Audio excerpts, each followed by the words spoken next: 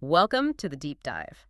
If you're wading through pediatric revisions, maybe for the MSRA, every minute counts. Absolutely. Time is definitely precious. So today, we're getting straight into a really high-yield topic, Wilms tumor. Good choice. It comes up a fair bit. Our mission, really, is just to pull out the absolute must-knows from our notes, give you a clear path for revision. Yeah. We'll cover, the definition, causes, right through to complications. Exactly. Medical topics can feel like a mountain of information sometimes. Totally. So we're aiming to break Wilms tumor down, make it clear, structured, and hopefully help it stick in your mind. Okay, great. So let's start right at the beginning. What exactly is Wilms tumor? Right. Well, Wilms tumor, you might also hear it called nephroblastoma. Ah, nephroblastoma. Okay, the nephro links to kidney, right? Precisely. Think nephro for kidney. It's a type of childhood cancer, starting right there in the kidneys. A kidney cancer in kids. Yeah. It happens when certain kidney cells, they don't develop quite right during fetal life. Okay, something goes wrong early on. And instead of maturing normally, they form these solid tumors, usually just in one kidney, but sometimes it can affect both. And it's common. You said it's one of the more common ones. Relatively speaking, for childhood cancers, yes.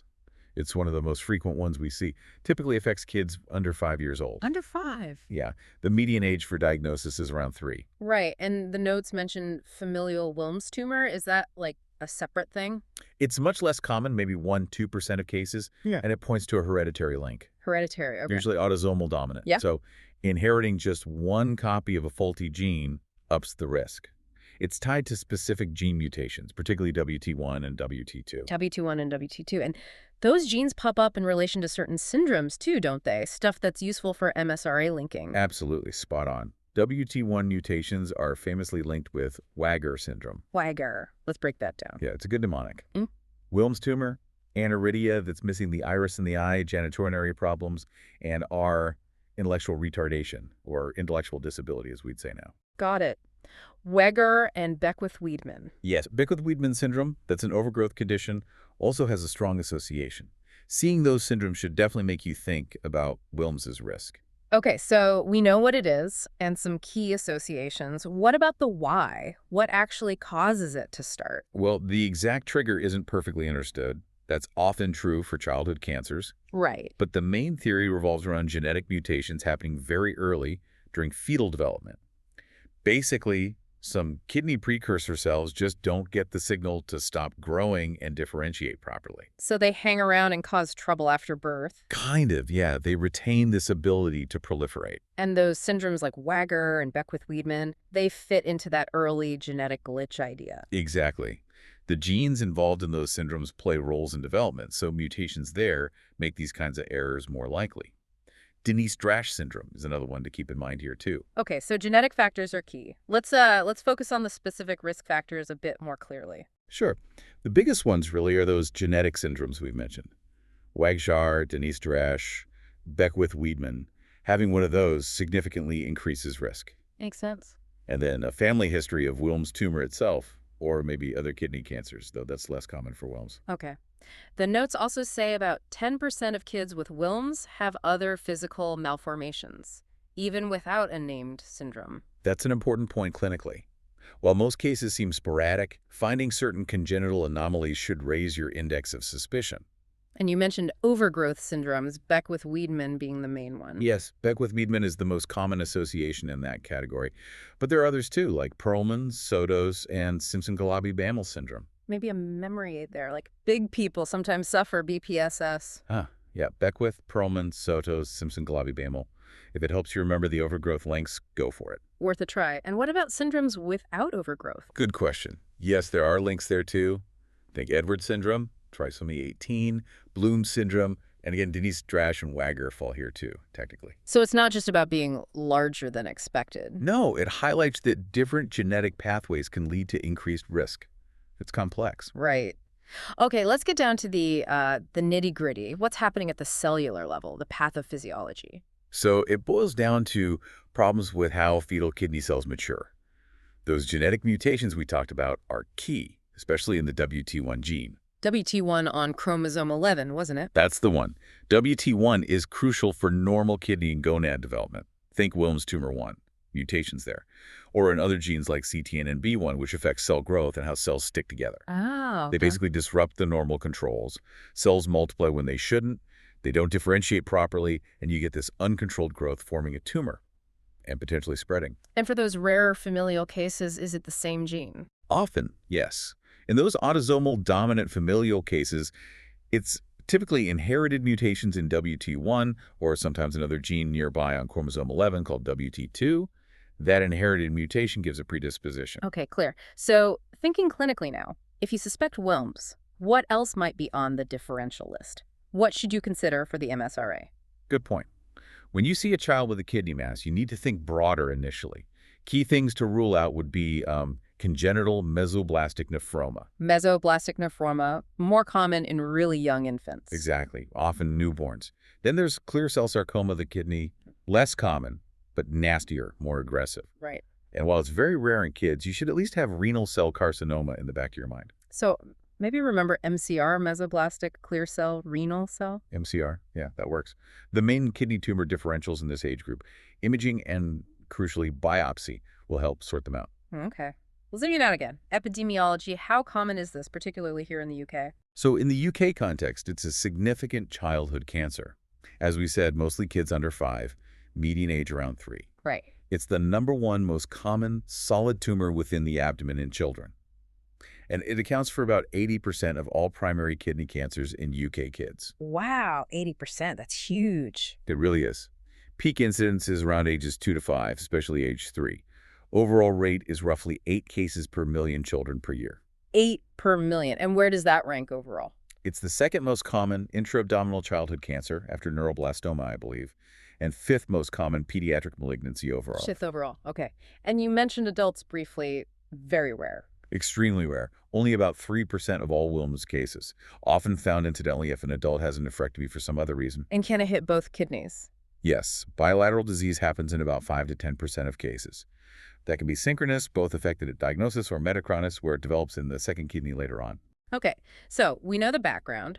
What are the actual signs and symptoms? What does a child with Wilms typically present with? The absolute classic, the most common presenting feature is a palpable abdominal mass or swelling. Just finding a lump. Yeah, often noticed by a parent during bathing or dressing. Usually it feels smooth and isn't tender to touch. Okay.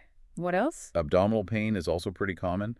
And another key sign is hematuria, blood in the urine, which is typically painless. Painless hematuria. Important distinction. Yes. And hypertension, high blood pressure can also be there. And sort of general nonspecific symptoms? Sometimes, yeah. Things like fever, maybe some weight loss, fatigue. But often the mass is the main thing. And just to reiterate, age usually under 5, mostly unilateral, 95%, and family history is uncommon, 1 to 2%. Spot on. Occasionally, a UTI might be the presenting complaint, and very rarely, if there are lung metastases already, maybe some respiratory symptoms. Lung mets. How common is spread at diagnosis? Detectable metastases are found in about 20% of patients when they're first diagnosed. Lungs are by far the most common site. Okay. Maybe a way to remember the key features. PMHH, painless abdominal mass, hematuria, hypertension. PMHH, I like it. Captures the big ones quite well. Useful for revision. So if you suspect it based on those signs, PMHH perhaps, what are the next steps? Investigations. Right. Imaging is absolutely crucial. Ultrasound is often the first protocol. Quick and easy. Yeah. But CT or MRI scans give much better detail on the tumor itself, its size, if it's spread locally, relationship to blood vessels, and checks for mets in the chest and abdomen. And definitive diagnosis. That comes from looking at the tissue. So a biopsy is needed for histology and also for genetic analysis these days. Usually this is done as part of the main surgery to remove the tumor rather than a separate needle biopsy beforehand. Okay. Avoids potential tumor seeding from a needle biopsy. Exactly. That's the concern. We try to avoid things like transcutaneous biopsies for that reason. Got it. And the notes lay out the staging clearly. Can we quickly run through those stages? Important for treatment and prognosis. Definitely. Staging is key. Yeah. Stage 1, tumor is limited to the kidney and completely removed surgically. Just the kidney, all out. Right. Stage 2, tumor has gone slightly beyond the kidney, maybe into nearby vessels or fat, but it's still completely removed surgically. No residual tumor left behind. Still completely out, but a bit more local spread. Correct. Stage 3, there's residual tumor left in the abdomen after surgery. This could be because it spread to lymph nodes, spilled during surgery, or couldn't be fully removed. So incomplete removal. Essentially, yes. Okay. Or spread within the abdomen. Stage 4. This means hematogenous metastases spread through the bloodstream to distant sites. Think lungs, liver, bone, brain. Maybe remember stage 4 for far away. Stage 4, far away, okay. And finally, stage V. This specifically refers to bilateral kidney involvement at the time of diagnosis. Both kidneys have tumors. Okay, that's clear. And what's the absolute red flag for urgent referral? Any child found to have an unexplained, palpable abdominal mass needs urgent assessment.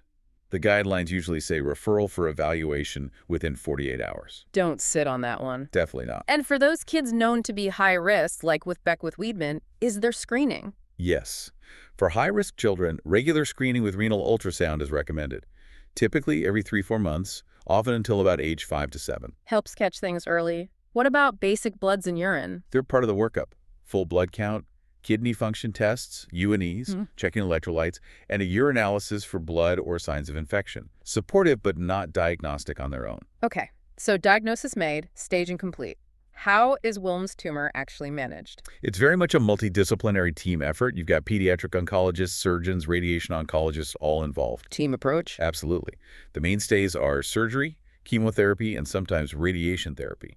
Surgery aims to remove the tumor, often involving removing the whole kidney and nephrectomy. Right, nephrectomy. Chemotherapy is crucial. It's often given both before surgery, that's neoadjuvant chemo, to shrink the tumor. Make surgery easier. Exactly. Makes it easier and safer to remove.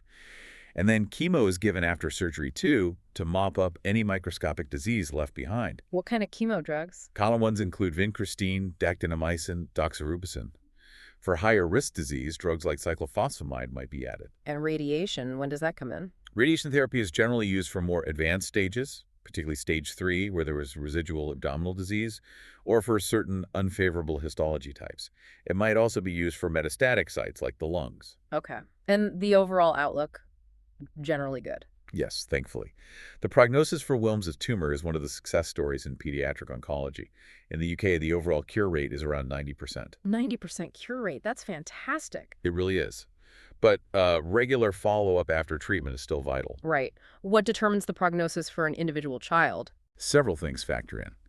The stage at diagnosis is a big one.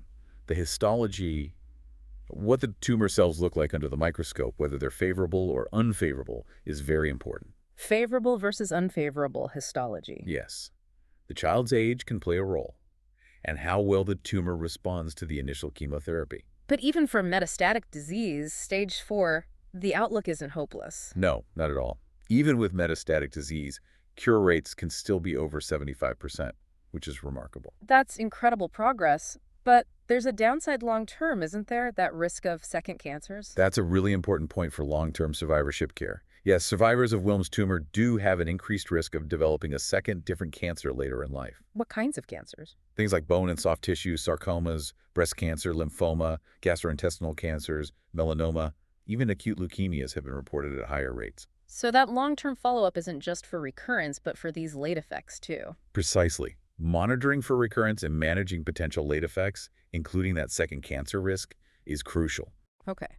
And lastly, what about complications, either from the tumor itself or the treatment? Well, the tumor itself can rarely rupture, which can cause bleeding and spill tumor cells into the abdomen, or it could just bleed internally. And of course, metastasis is a major complication. Tumor rupture, bleeding, spread. Yep. And then treatment brings its own potential issues. Risk of infection during chemo, side effects from the drugs affecting blood counts, nausea, hair loss, potential long-term effects on heart or hearing, depending on the drugs used. And surgery, especially nephrectomy, can impact overall kidney function long-term, although most people do fine with one kidney. So lots to monitor. Absolutely. Careful monitoring and management by the team helps minimize these complications and really aims for the best possible long-term health for the child. Okay, great. So let's try to quickly summarize the absolute key points for MSRA revision. Wilms' tumor, also called nephroblastoma. Yep, common childhood kidney cancer, usually under 5, peak age 3. Key sign. Palpable abdominal mass, often painless. Remember PMATH, painless abdominal mass, hematuria, hypertension. Good one. Think about those genetic syndrome links to WAGR, Beckwith-Wiedemann, Denys-Drash. They increase risk. Investigations involve imaging, ultrasound, CT/MRI, And then histology, usually from surgical removal, not needle biopsy. Staging is vital. IV guides treatment. Stage V is bilateral. Management is multidisciplinary. Surgery, often nephrectomy. Chemotherapy, before and after surgery usually. Sometimes radiation for higher stage histology. And the prognosis is generally excellent, around 90% cure rate overall in the UK. But remember, long-term follow-up is crucial for recurrence and late effects, including that increased risk of second cancers. You've got it. Early suspicion, rapid referral for abdominal masses, that team approach, it all contributes to the high success rates. Fantastic. Well, hopefully this deep dive has clarified Wilms tumor for your pediatric revision. If you're looking for more MSRA resources, definitely check out PassMSRA.com. And freemsra.com as well. Lots of great free content there, too. Absolutely. Thanks so much for joining us today to break down Wilms tumor. My pleasure. Good luck with the revision, everyone. And we'll catch you next time on the deep dive.